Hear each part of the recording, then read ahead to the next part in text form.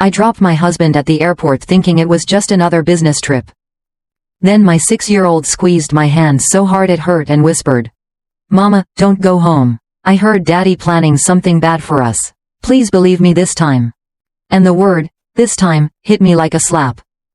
Because he had warned me before. A weird car outside. Daddy's work calls, behind a locked door. I told myself my son was imagining things, because the truth was too ugly to hold. But when I looked into Kenzo's eyes that night, I didn't see a kid making up stories. I saw terror, real terror. So I believed him. I didn't drive home. I took a back route, parked on a dark street, and watched our house through the trees like a stranger. My hands were shaking on the steering wheel.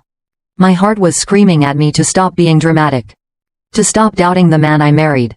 Then Kenzo whispered, "Mama, look." A dark van rolled up slow. No logos, no lights inside. 2 men got out like they'd done this before. I held my breath, waiting for them to break a window. Waiting for a crowbar. Waiting for anything that would make this feel like a random crime.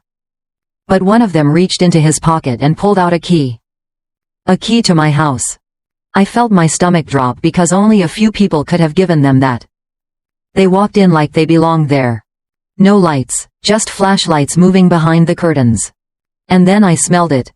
That sharp chemical smell. Gasoline. Seconds later, smoke curled out of the windows. Then fire, fast, hungry, like it had been planned. Kenzo started crying. I couldn't even speak. All I could do was hold him while our life went up in flames. And right as the sirens got closer, my phone buzzed. A text from my husband.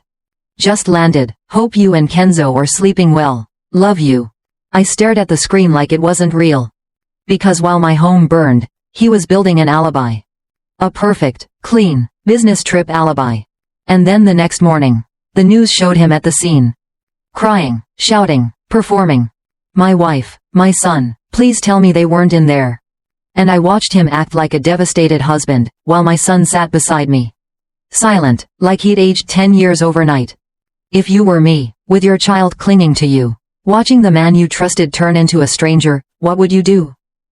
Want to know what I did next, and what happened the moment he realized we weren't trapped and we weren't dead? Tap the related video to watch the full story, because you will regret skipping what comes next. Follow and subscribe so you don't miss the next story. Quick note, this is a real story submitted by a viewer. Adapted for storytelling.